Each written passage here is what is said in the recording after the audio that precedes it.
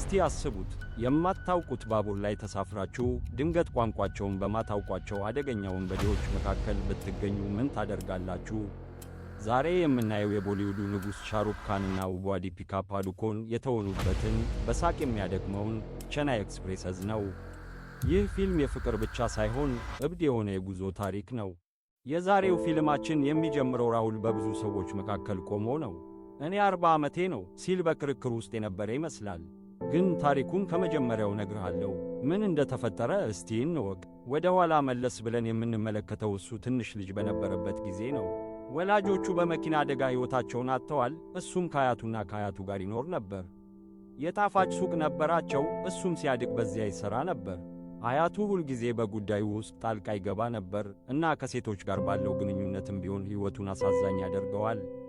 አያቱ 100ኛ ዓመት የልደት በዓሉን ሲያከብር ጓደኞቹ ደርሰው ከእኛ ጋር ወደ ጎዋ ከተማ ናና እዚያ ለመዝናናት አሉት።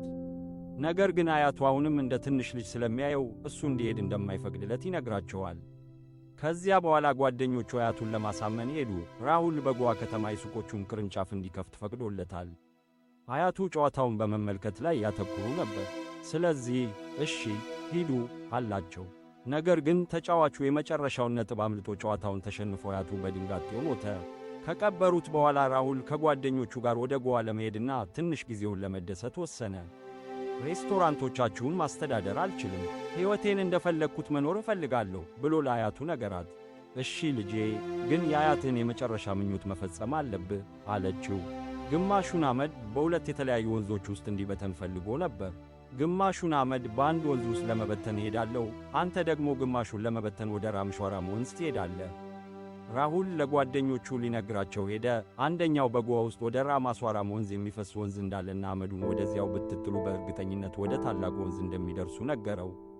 ራሁል አያቱ ወደ ወንዙ እንደሚሄድ ለማሳየት ወደ ደቡብ እንደሚያመራውን ባቡር ትኬት ገዛ። ወደዚያ ወንዝ እንደምትደርስና የአያትህንም ምኞት እንደምትፈጽም ስለማውቅ አንተን አምናለሁ አለችው። አያቱን ስለዋሸው እያዘነ በባቡር ተሳፈረ። ጓደኞቹ በሚቀጥለው ጣቢያ ይዘውት ወደ ጎዋ ለመሄድ እየጠበቁት ነበር። ከባቡሩ ወርዶ ሊያገኛቸው ቢሞክርም የአያቱን አመድ ረስቶታል። ስለዚህ ባቡሩ ከመንቀሳቀሱ በፊት በፍጥነት ወደ ኋላ ተመለሰና ባቡሩ ይንቀሳቀሳል። በዚያ ቅጽበት ሚና የተባለች ቆንጆ ልጅ ባቡሩን ልታጣው ተቃረበች። ራሁል ሊወርድ አስቦ ነበር። ነገር ግን ሲያያት ሐሳቡን ቀይሮ እጇን ይዞ እንደገና ባቡር እንድትሳፈር ረዳት። ሊወርድ ሲል ባቡሩ ከጣቢያው እንደተንቀሳቀሰ አወቀ። እሱ እንዲገቡ የረዳቸውን ወንዶች በተመለከተ ይህችን ልጅ እያሳደዱት ስለነበር እያሳደዱት እንደሆነ ታወቀ። አጠፏት። ሁሉም ተቀመጡ። እሱም ከእነሱ ጋር ነበር። ጓደኞቹ ጠሩትና ከባቡሩ መውረድ አልቻልኩም፣ በሚቀጥለው ጣቢያ ያገናኛቸዋለሁ አላቸው። በጣም ቆንጆ ልጅ አብረኸኝ ነው ይላቸዋል። ሂንዲኛ እንደማትረዳ በማሰብ ከእሷ ጋር ማሽኮርመም ይጀምራል። ከዚያም ለእሷ መዘመር ይጀምራል። እሷም በሂንዲኛ አንተ ሞኝ ተረድቻለሁ ብላ መለሰችለት እና እነዚህ በባቡር ላይ እንድትሳፈሩ የረዳችኋቸው ሰዎች እኔን ጠልፈውኛል፣ የሂንዲ ቋንቋም አይረዱም፣ ስለዚህ ጊዜውን ይውሰዱ። አብረዋቸው ያሉት ወንዶች የሚሉትን እንዳይረዱ በዘፈኖች አማካኝነት መልሶችን ይለዋወጣሉ። በመዝሙሩ አማካኝነት እሱን ተከትላ ሞባይል ስልኩን ይዛ አንድ ሰው እንዲያድናቸው ለመደወል ወደ መጸዳጃ ቤት እንዲሄድ እንደምትፈልግ እንዲገነዘብ ታደርገዋለች። በእርግጥም እሱ ሄደች፣ እሷም ትከተለዋለች። የሚያደርገው የመጀመሪያው ነገር ራሱን ከእሷ ጋር ማስተዋወቅ ነው። በስልክ ለማውራት ስትሞክር በዙሪያው ያሉትን ወንዶች ሁሉ ታገኛቸዋለች። ስልኩን ከባቡሩ ውስጥ አውጥተው ያስፈሩታል። ስለዚህ ወደ ቦታው ተመልሶ ተቀመጠ። ቲኬት ሰብሳቢው ትኬቱን ለመውሰድ ይመጣል። ስለዚህ ራሁል በሂንዲ መዘመርን ቀጠለና ለሰብሳቢው ልጅቷን እየጠለፉ እንደሆነ አሳወቀ። የቲኬት ሰብሳቢው የጦር መሣሪያዎቹን ወስዶ ከጋሪው ያወጣቸዋል። ራሁል በመጨረሻ ከእሱ ጋር የነበረችውን ልጅ ማዳን በመቻሉ እና ማንም ሊጎዳው እንደማይችል በመገንዘቡ ደስተኛ ሆኖ ተሰማው። ነገር ግን የቲኬት ሰብሳቢውን ከባቡሩ ላይ ይጥላሉ። ስለዚህ ጓዶች ይህ ትክክል አይደለም አላቸው። በፍርሃት ወደ መቀመጫው ተመለሰ። የቲኬት ሰብሳቢውን ስንገድል ያየኸው አንተ ብቻ ነህ፣ ስለዚህ ከእኛ ጋር ወደ መንደራችን ትመጣለህ አሉት። ጓደኞቹ ሊያገኙት አልቻሉም። በባቡሩ ላይ ተቀምጦ ሳለ ከእሷ ጋር ከወንጀለኞቹ ጋር ስትነጋገርና ትእዛዛት ስትሰጣቸው ያያታል። ሲጠይቃት አባቴ ትልቅ የወሮበሎች ቡድን መሪ ነው፣ እነዚህም የእሱ ሰዎች ናቸው። እናም ትዕዛዜን ያከብራሉ። አባቴ ከጓደኛው ልጅ ከቶንጋ ጋር ሊያገባኝ ስለሚፈልግ ሸሽቼ ሄድኩኝ። ምክንያቱም ካገባሁት የጓደኛው መንደር ከመንደራችን ጋር ስለሚቀላቀል አባቴም በእሱ ላይ መሪ ይሆናል። ለራሱ ልዝናና ነበር። በዚህ ውስጥ ምን አመጣኝ? ኦህ አምላኬ ይላል። ሌሊት ከጎናቸው ይተኛል። በሌሊት የሚታዩት መልክ ከቀን ይልቅ እንግዳ ይመስላል። ስለዚህ ፈርቶ መተኛት ቀጠለ። ጠዋት ሲነቃ ባቡሩ ጣቢያው ላይ ቆሞ እንደሆነ ያያል። በፍጥነት ወደ ጣቢያው ኃላፊው ሄዶ አንዲትን ሴት ልጅ እየጠለፉ 4 ሰዎች እንዳሉ ነገረው። ነገር ግን ይህ ፖሊስ ከወንበዴው ቡድን ጋር ግንኙነት እንዳለው አወቀ። ከሚና ጋር ለመነጋገር ወጥቶ ፖሊሱ ከቡድኑ ጋር መሆኑን ነገራት። አዎ አንተ፣ ይህ አካባቢ በአባቴ ተጽዕኖ ስር ነውና እዚህ ማንም ሰው የባለቤቱን አለመታዘዝ አይችልምና እዚህ ትቆያለህና መውጣት አትችልም። ከእርሷ ጋር ተከራከረና እጅህን ይዘህ አንቺንና እነዚህን እንግዳ ሰዎች በባቡሩ ላይ ባልረዳው ኖሮ እመኛለሁ አላት። እሺ፣ እንዴት ማምለጥ እንዳለብህ እነግርሃለሁ፣ ግን የነገርኩህን ሁሉ አድርግ። አባቴ ፊት ስትቆም አንድ ነገር ሲነግርህ ጭንቅላትህን ነቀነቅና አዎ በለው። ከዚያ በኋላ ከመንደራቸው ፊት ለመውረድ ባቡሩን አቁመው። ይህ አባቷ መሪው ነው እና እሱ አደገኛ ሰው ይመስላል። እስከ መቼ ድረስ እንደዚህ ትሸሻለሽ? አላት። ከኋላ ያለውን ይህን ወጣት እወደዋለሁ፣ እሱም ይወደኛል አለችው። ራሁል ቋንቋቸውን ስላልተረዱ በመስማማት ጭንቅላቱን ነቀነቀ። መሪው እንግዲያውስ ቋንቋችንን ተማር አለው። እሷም እኔ አስተምራለሁ አለችው። ነገር ግን ከጋብቻው በኋላ ተሸክመው ወደ መሪው ቤት ይመለሳሉ። በመንገድ ላይ እያለች ችግር ውስጥ ገብቻለሁ ትለዋለች። ለአባቴ እንደምትወደኝ ነገርኩት፣ እኛም እንጋባለን። ሌላ ነገር ብትናገር ይገድሉሃል። ዛሬ ማታ ለማምለጥ ዕቅድ አለኝ። ወደ ቤቱ ሲደርሱ ሁሉም ሰው ያከብረዋልና ይቀበለዋል፣ ምክንያቱም እሱ የሴት ልጃቸው የወደፊት ባል ይሆናል። ከዚያ በኋላ የጓደኛውን የስልክ ቁጥሮች ለማስታወስ ይሞክራል፣ ነገር ግን ሁሉንም ቁጥሮች ይረሳል። ከሚና ጋር ማውራት ይፈልጋል፣ ስለዚህ በሱቅ ክፍል ውስጥ በወረቀት ላይ ይጽፍላታል። ሊጥላት ሲሞክር ደግሞ በሌላ ሴት እጅ ውስጥ ይወድቃል። ስታየው የምትወደውን ሰው ትመለከታለች። ወረቀቱ ከአንድ እጅ ወደ ሌላ እጅ መተላለፉን ይቀጥላል። በመጨረሻም ወረቀቱ ይደርስላታልና ታየዋለች። ማታ ላይ ሁሉም ወደ ሱቁ ክፍል ይሄዳሉና እርስ በርስ ሲተያዩ ይገረማሉ። አያቷ አየቻቸውና በሌሊት ወደ ሱቁ ክፍል ስትመጣ ባለጌ ነህ አለችው። በእውነቱ ለማምለጥ ፈለገ። በማግስቱ የዲስትሪክቱ መኮንን ከመሪው ጋር ሲነጋገር አገኘው። ይህ መኮንን ቋንቋውንና ሂንዲንም ያውቅ ነበር። ወደ እሱ ሄዶ ታንጋን እንደምትወድ ስታውቅ ሚናን እንዴት ወደደ ይላታል። ወዳጄ በጣም ልትደበደብ ነው። ይህች ቶንጋ ናት። በእርግጥም ጨካኝ ትመስላለች። ቶንጋ ወደ መሪው ሄዳ ልጅህ በዚህ ጊዜ ከሌላ ሰው ጋር እንደተመለሰች ሰምቻለሁ አላት። ልጄ ሁሉም ነገር ዕጣ ፈንታ እንደሆነ ታውቃለህ፣ እሷም የመረጠችው እሷ ነች አለው። መኮንኑ ከእሱ ጋር ቆሞ እየተረጎመለት ለራሁል ቶንጋ አሁን በአንተ ተበሳጭቷል፣ ይህ ጉዳይ ኩራቱን አቆሰለው አለው። ቶንጋ ከራሁል ጋር ለመነጋገር ሄዶ ዛሬ ማታ እንጣላለን፣ አሸናፊው የሚያገባት እሱ ነው አለው። ራሁል እንደ ሞኝ ሚና ምን እንደሚስማማ ሳይረዳ ጭንቅላቱን ነቀነቀ። ከዚያ በኋላ መኮንኑን እንደተፈታተነው ነገረው። መሪው መጥቶ ዛሬ ማታ ከእናንተ ውስጥ የትኛው ጠንካራና ልጄን የሚገባው እንደሆነ እናያለን አላት። ራሁል ከዚያ በኋላ ሊያገኛት ሄዶ ዛሬ ማታ እደበደባለሁ፣ መፍትሔ ፈልገሽ እንድታመልጥ እርጂኝ አላት። ዛሬ ማታ ዕቅድ አወጣለሁ አለችው። ከዚያም ወደ መንደሩ ተመለሱ። ብዙ ሰዎች ሲደበደብ ለማየት እንደመጡ አየ። ወደ ውስጥ ገብቶ አንዲት ሴት ስትጨፍር አየ። ስለዚህ ከእሷ ጋር ለመዘመርና ለመጨፈር ሄደ። ሚና የማምለጫ ዕቅዱን እንዲያከናውን ልትደውልለት ፈለገች፣ ነገር ግን ትኩረት አልሰጠም። መደነስንም ቀጠለ። በጣም ስለጠጣ ከፊቱ በግልጽ ማየት አልቻለም። ከዚያም ሚና እንሂድ ስትለው አገኘው። እንሸሽ ሊያነጋግራት ሄደና የአያቱን ልጅ አይቶ የዚህ ሁሉ ምክንያት አንቺ ነሽ አለው። ከዚያም በባቡር ውስጥ አብረውት ወደ ነበሩት ሰዎች ተመልሶ ስክሮ እያለ ሊያናድዳቸው ጀመረ። ቶንጋን አይቶ እሱንም ሊያነጋግረው ሄደና ስማኝ ጓደኛዬ፣ ከመዋጋታችን በፊት አንድ ነገር አሳይሃለሁ። ይህንን እንቅስቃሴ ማድረግ ትችላለህ። ከዚያም ሞተር ሳይክሉን ይዞ የአክሮባት ዘዴዎችን መስራት ይጀምራልና በፍጥነት ይሄዳል። እሱን ለመያዝ ሰዎችን ይልካሉ፣ እሱ ግን ከእነሱ ይሸሻል። በመኮንኑ አጠገብ አልፎ ብስክሌት ይዞ ወደቀ። መኮንኑ ወስደው ወደ ተደበቀበት ቦታ አመጣውና ጠዋት ወደ ጣቢያው ሄዶ እንዲያመልጥ ነገረው። በማግስቱ ከእንቅልፉ ሲነቃ ወደ ስሪላንካ በሚሄድ ጀልባ ላይ ሆኖ አገኘው። በጀልባው ላይ የነበሩት ሰዎች ዕቃዎችን ወደዚያ በኮንትሮባንድ ልንወስድ እንደሆነ ነገሩት። የባህር ዳርቻ ጠባቂዎች ወደ እነሱ እየቀረቡ ሲተኩሱ ያገኛቸዋል። ምንም ነገር አልገባውም። ፖሊስ ወንበዴውን ሲይዝ እሱንም ይዘዋል። ከእነሱ ጋር እንዳልሆነ እንዲረዱ ለማድረግ ይሞክራል። ነገር ግን የወንበዴው አባላት ለፖሊስ መኮንኑ በአጭሩ እሱ ከኛ አንዱ ነው አሉት። ታሪኩን ቀጠለ። አሁን ተይዣለሁ። ሚናም የማትወደውን ቶንጋን ታገባለች። ስለዚህ ከሚና ጋር አዲስ ታሪክ ለመጀመር ወሰንኩ። ወደ ፖሊስ ጣቢያው ሲደርሱ ራሁል ለአያቱ አመድ ወደ ወንዙ ለማድረስ ስለነበረው ጉዞ ለፖሊስ መኮንኑ ሁሉንም ነገር ነገረው። እንዲሁም ታፍኖ ወደ ከባን መንደር እንደሄደና ከዚያ በኋላ እንዳመለጠ ነገረው። የማንነቱን ማረጋገጫ ስለሌለው መኮንኑ ለማረጋገጥ ወደዚህ መንደር እንሄዳለን፣ በዚያም ጊዜ ሥነ ሥርዓቱ ሊጀመር ነው አለው። ራሁል ከመኮንኑ ጋር መጣና የሚሸሹትን ሰዎች አገኘ። እንዳምጥ ፍቀዱልኝ ይላቸዋል። ነገር ግን እንደ ቤተሰቡ አንድ ሰው አድርገው ያዙትና አቀፉት። እናም መኮንኑን ተወው፣ ከእኛ አንዱ ነው ይሉታል። ከዚያም በዙሪያው ተሰብስበው ስለዚህ አንተ ትሰድበናለና ትሸሻለህ ይሉታል። ከእነሱ ይሸሻል። መሣሪያ ይዞ ያስፈራራቸዋል። ከዚያም ሚናን ይዞ ከእሷ ጋር ወጣ። መኪናው ውስጥ ገባ። ቶንጋን ገፍትሮ አመለጠ። ሁሉም ሰው መኪናቸውን ይዞ ይከተለዋል። የገበያውን መንገድ ይዞ ሲሄድ መኪኖቹ በመንገዳቸው ላይ ካሉት ነገሮች ሁሉ ጋር ይጋጫሉ።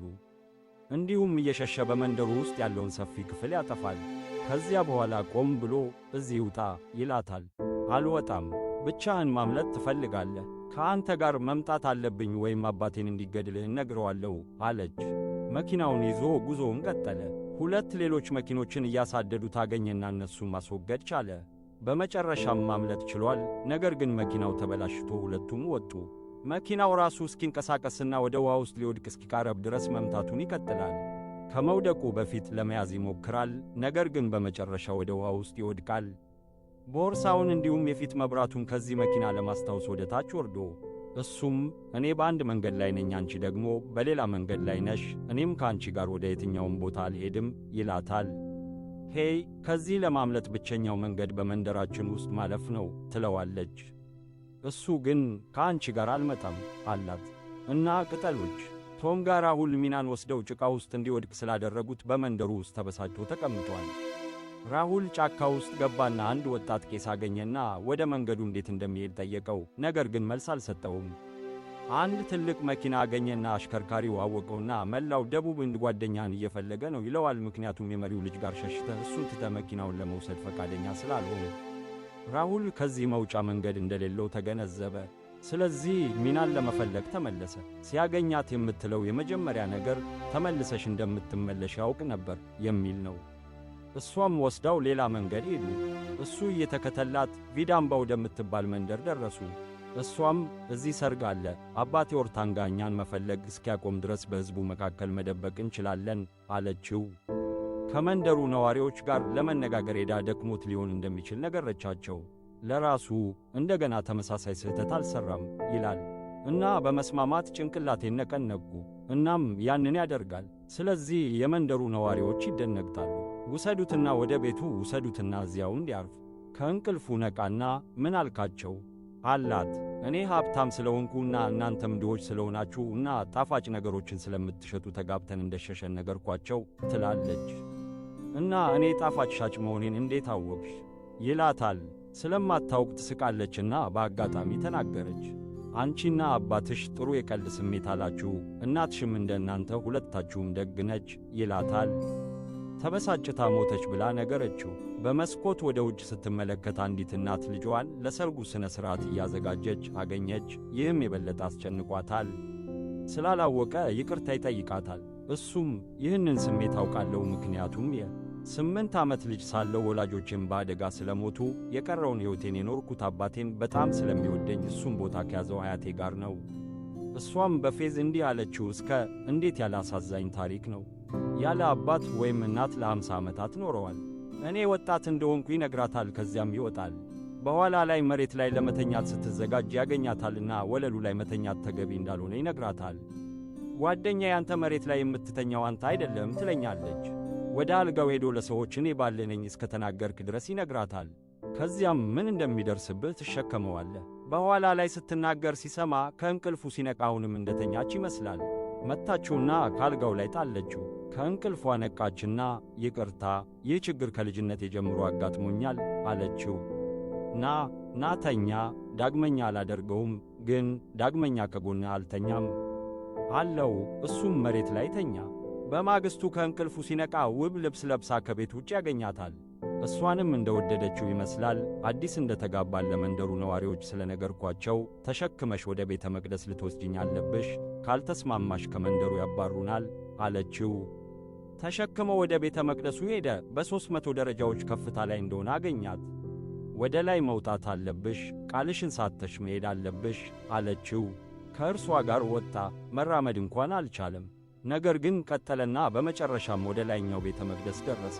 መነኩሴው በእርግጥ በሕይወት ዘመንሽ ሁሉ ትንከባከቢያለሽ አላት። ደስተኛ ነች። እሱንም እንደወደደችው ይመስላል። ግንኙነታቸው በሰዎች ፊት ብቻ እንደሆነ ታውቃለች። የአምልኮ ሥርዓቱን ለማጠናቀቅ በራሷ ላይ ምልክት አደረገ። በእግዚአብሔር ፊት ቆማ ትጸልያለች፣ ትጮኻለችም፣ ምክንያቱም ይህ ሁሉ እውነት ቢሆን ተመኘች። ከዚያ በኋላ በአንድ ቤት ውስጥ አብረው ይኖራሉ። እሷም በጣም ትንከባከበዋለች። ብዙ ጊዜ አብረው ያሳልፋሉ። አንድ ቀን ቦርሳውን ሲሸፍን አገኘችውና ከዚህ እንሸሽ አላት። ብንሸሽ እነዚህ ሰዎች ያዝናሉ፣ እንደኛ ያሉ ሰዎችንም ዳግመኛ አይረዱም አለችው። አክላም የአምልኮ ሥርዓቱን ስለፈጸምን ብቻ እኔ በእርግጥ ሚስት ሆንኩ ማለት አይደለም አለችው። ምንም ስሜት የለህም፣ እኛን የሚያምኑትን የመንደሩ ነዋሪዎችን ማዘን ትፈልጋለህ አለችው። አመድ ሄዶ ወንዝ ውስጥ እንዲበተን የተነገረውን አያቱንም አስታወሰችው። ነገር ግን አመድ ሰጠውና ከአንቺ ጋር አስቀምጧቸው፣ እናንተም እዚህ ኑሩ አላት። ከዚያም ቦርሳውን ወስዶ ሄደ። ተበሳጭታ ተቀምጣለች። ከዚያም እንደገና ተመለሰ። ነገር ግን በዚህ ጊዜ ከቶንጋና ከሰዎቹ ጋር ከደበደቡት በኋላ ሊሄዱ ሲሉ መሳሪያ አይቶ ለቶንጋ ጓደኛ፣ ይህችን ልጅ ውሰጂና እኔ እሄዳለሁ አላት። ይህ መሳሪያውን ወስዶ ለማስፈራራት እቅዱ ነበር። ነገር ግን መሳሪያውን ከመውሰዱ በፊት ከእሱ ጋር ተከራከረች። አንተ አታላይ ነህ ይለዋል። ትተሽ ትሄጃለሽ። ይህ ከእሷ ጋር ለማምለጥ ያለው ዕቅድ መሆኑን እንድትረዳ ለማድረግ ይዘፍናል። በድንገት ቶንጋ በኢንዲ ከእነሱ ጋር መዘመር ጀመረች። ሁሉንም ነገር ተረድቶ ነበር። ማታለል ቀላል አይደለም አላቸው። ራሁልን ለመጨረስ መሳሪያውን ይዞ መጣ። ነገር ግን አንድ ልጅ ሲመጣ አገኘና አትንኪው ይለዋል። የመንደሩ ነዋሪዎች በሙሉ ሊከላከሉት መጡ። ራሁል ይዟት ሮጠ። ወደ መኪናው ገባ። ግን እንደገና ወደ ቤት ተመለሰችና የአያቱን አመድ ይዛ መጣች። ለምን እንዲህ እንደምታደርግም አልተረዳም። ከእሱ ጋር ገባችና ሁለቱም ሸሹ። የጉዞ ትኬት ገዝቶላት የአያቴን አመድ በሮሜሳራ ወንዝ ውስጥ እበትናለሁ አላት። እንዲሁም ሁላችንም ፍርሃታችንን መጋፈጥ አለብን ይላታል። በጣም ፈርቼ ነበር፣ ግን አሁንም በውስጥ አንድ ሰው አለ። ለዚህም ነው ወደ አንተ የተመለስኩት። ትኬቱን ቀደደችና ቶንጋ ቢያገኝህ ከእኔ በቀር ማንም ሊያድንህ አይችልም አለችው።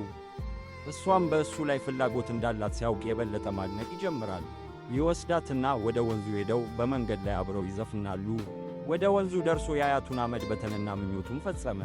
ማታ ላይ አነጋግራት አያቱንም አስታወሰና የሚወዱኝ ሁሉ ጥለውኛል ይላታል። እሷም ነገ ትቼ እሄዳለሁ፣ ስለዚህ ከባድ ችግር ስላስከተልኩ ከጓደኛዬ ጋር በሌላ አገር እኖራለሁ። ከአባትህ ወንዶች መካከል ማንም እንዳያገኘ ወደ ሙምባይ ከእኔ ጋር አትሂድ ይላታል። አባቴ መጥቶ በአንተ ቦታ ምን እያደረግኩ እንደሆነ ቢጠይቅም ምን ትላለህ ትለዋለች። የተጋባን መስሎ መታየት እንደምንችል ይነግራታል። ተናደደችና አይሆንም ወደ ጓደኛዬ ቤት ሄዳለሁ አለችው። እሷ እንደምትወደው እንዲያገባት ፈለገች። ከእሱ ጋር ባቡር ከገባችበት ጊዜ ጀምሮ ከእሷ ጋር ያሳለፈባቸውን ቀናት ያስታውሳል። እሱ ወደ ጣቢያው ሊወስዳት መኪናውን ሲነዳ ተኝታለች። ስትነቃ ራሷን በመንደሯ ታገኛለች። እዚህ ምን አመጣ ትለዋለች። ይገድሉሻል ሞኝ ሲል መለሰላት። እዚህ ከመምጣቴ በፊት ብዙ አስቤ ነበር አላት። ከዚያም አባቷን መሪዋን ለማግኘት ወጥቶ በመንደሩ ፊት በቋንቋው ተናገረና አንተ መሪ ነህ፣ ነገር ግን ለሴት ልጅ ወይም ለመንደሩ ውስጥ ላለ ለማንኛውም ሴት ልጅ አባት መሆን አትገባም። ምክንያቱም ማስተያየት ያላት ወይም የምትወደውን ሰው በቤተሰብ ግፊት ምክንያት ማግባት የምትችል አንዲት ሴት የለችም። እኛ በ66ኛው የነጻነት ዓመት ላይ ነን እና ቀሪውን ሕይወቷን አብራው የምታሳልፈውን ሰው በመምረጥ ነጻ መሆን የምትችል አንዲትም ሴት ልጅ የለህም እና ለመንደሩ ነዋሪዎች ሴት ልጆቻቸው የሚወዱትን የመምረጥ መብት እንዳላቸው እንዲያውቁ ተናገረ። ቶንጋን ከፊት ለፊቱ አገኘው። ስለዚህ ወደ እሱ ሄዶ ሚናን ስለምወድ እዋጋሃለሁ አለው። እና ይህ ለመጀመሪያ ጊዜ ሲናገር ነው። ስለዚህ እሷንም ስለሚወዳት በደስታ አለቀሰች። ነገር ግን ደስታዋ ሙሉ በሙሉ ወንዶቹ ስለደበደቡት አይደለም። ከዚያም ተነስቶ መሳሪያ ይወስዳል። ወደ ፊልሙ የመጀመሪያ ትዕይንት ተመልሰን ጀግናችን ምን እንደሚያደርግ እናያለን። ወንዶቹን መምታት ይጀምራል። ነገር ግን ቶንጋ ወደ እሱ ተመልሳ መሬት ላይ እስኪወድቅ ድረስ መምታቱን ቀጠለች። የሚወደውን ሰው አየ። ስለዚህ እንደገና ተነስቶ መታው። ቶንጋ ተናደደና ሁለቱም እርስ በእርሳቸው መምታት ጀመሩ። ራሁል መሳሪያውን ይዞ ያዘ። ነገር ግን ቶንጋን ተወውና መሳሪያውን ወረወረው። ቶንጋ መሳሪያውን ይዞ በፊቱ ቆመ።